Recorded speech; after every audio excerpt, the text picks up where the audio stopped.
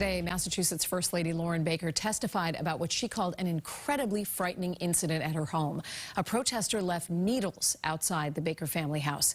WBZ's Paul Burton is live in Lynn tonight. Paul, this is the second incident that the Bakers have had to deal with at their home. Lisa, and the First Lady says these incidents are unsettling and frightening, which is why she's speaking out today at a public hearing.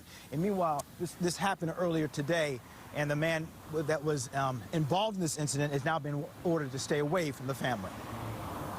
I'm afraid of being physically hurt, in one way or another. First Lady Lauren Baker testifying in a court hearing today, saying she felt threatened when a group of protesters stood outside Governor Baker's Swampscott home earlier this month and placed used needles in front of their home and on the sidewalk.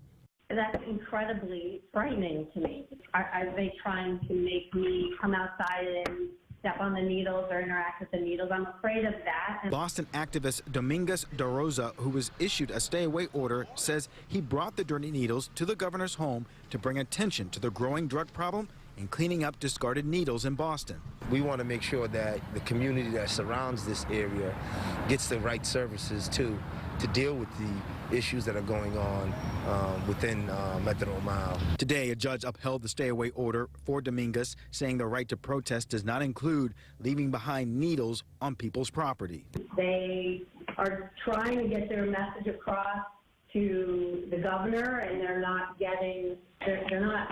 hearing from him, and so they think by calling me out by name and getting to me, they might be able to intimidate me into getting him to take some sort of action.